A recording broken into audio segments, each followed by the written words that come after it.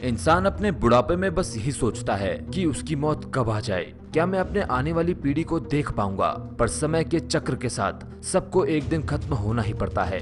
कैसा होगा अगर कोई व्यक्ति मौत को रोक पाता? कैसा होता कि मनुष्य कभी बूढ़ा ही ना होता? हाल ही में हुए एक अध्ययन से पता चला है कि हमारी मौत के बाद भी हमारा शरीर जीवित रहता है। आखिर कैसे? क्या हम उसे फिर से ठीक कर सकते हैं? क्या हम मौत को, जिसके बारे में हम दशकों पहले तक सोच भी नहीं सकते थे, उसे रोक सकते हैं? जानने के लिए रिलैक्स हो जाओ और अपनी तशरीफ दिखाकर इस वीडियो को अंत तक देखो।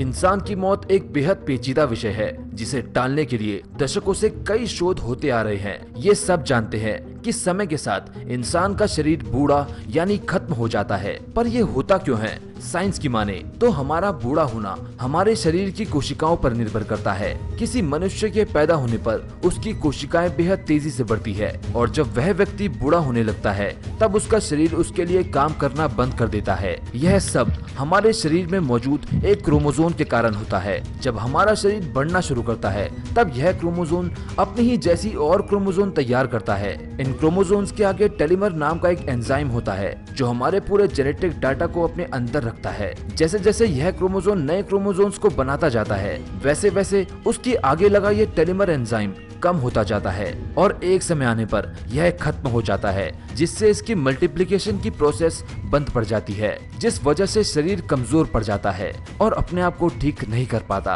मरने के बाद क्या होता है? सालों पहले तक जब दिल के दौरे की बीमारी या लकवा मार जाने की बीमारियों का आविष्कार नहीं हुआ था, तब मनुष्य ऐसी बीमारियों से ग्रसित लोगों को मृत घोषित कर देता था। तो क्या आज हम जिन लोगों को मृत घोषित कर देते हैं, क्या वो सच में मर चुके हैं? क्या आपको इसमें पूरा विश्वास है? मॉडर्न साइंस की माने तो मौत एकदम से नहीं, एक प्रोसेस के चलते आती है। यानी आप ये भी कह सकते हैं कि मौत दो प्रकार की होती है। पहली क्लिनिकल डेथ और दूसरी बायोलॉजिकल डेथ। क्लिनिकल डेथ वही है जिसे हम मानते आ रहे हैं, जिसमें सांसें ना चलना और धड़कनें रुक जाना आता है। बायोलॉजिकल डेथ ठीक उसके कुछ समय बाद आती है जब फेफड़े काम करना बंद कर देते हैं और हमारी कोशिकाएं भी मरने लगती है। क्लिनिकल डेथ के बाद हमारे दिमाग को मरने में 8 से 10 मिनट का समय लगता है। वैज्ञानिकों ने पाया कि शरीर की बाकी कोशिकाओं के मरने का समय दिमाग के मरने के समय से ज्यादा होता है और शायद इसी वजह से आज मरने के बाद भी शरीर के विभिन्न अंगों का ट्रांसप्लांट सफल तरीके से किया जाता है।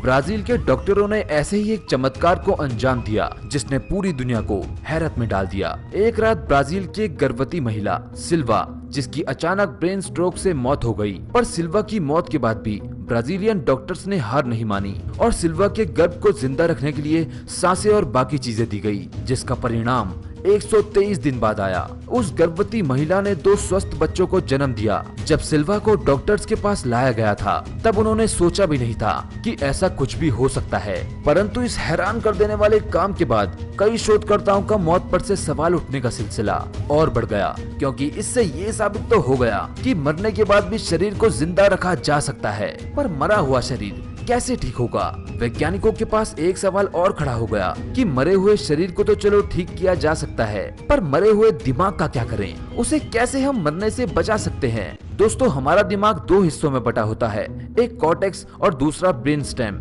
जब किसी चोट के कारण या किसी भी वजह से कॉर्टेक्स काम करना बंद कर देता है तो इंसान कोमा में चला जाता है, क्योंकि कॉर्टेक्स ही है जो हमारे देखने, बोलने और सोचने की गतिविधियों को चलाता है। पर समय के साथ वो खुद ब खुद ठीक होना भी जानता है। पर अगर ब्रेन स्टेम बंद हो जाए तो हमारे दिमाग से हमारे शरीर को संकेत जाने बंद हो जाएंगे, क्योंकि इसका काम ही है हमारे फेफड़ों को जिंदा रखना, दिल की धड़कनों को चलाना, खून का संतुलन बनाए रखना और हमारे शरीर को किसी भी हरकत से महसूस करवाना।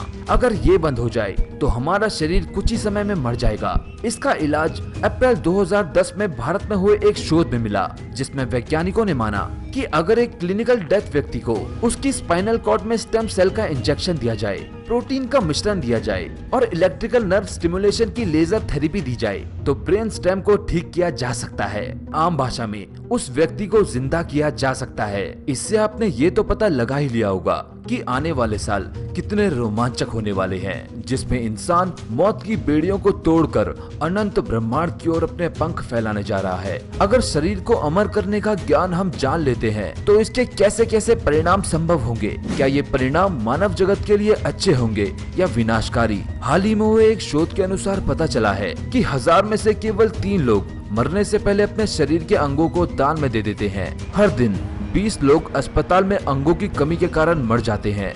इसका हल निकालने के लिए शोधकर्ताओं ने 3D प्रिंटिंग तकनीक की खोज की है, जिसकी मदद से शरीर के नकली परंतु हुबहू अंग बनाए जा सकते हैं। ये अंग इतने समान होंगे कि आप इन्हें देखकर असली और नकली में भेद बता ही नहीं पाएंगे।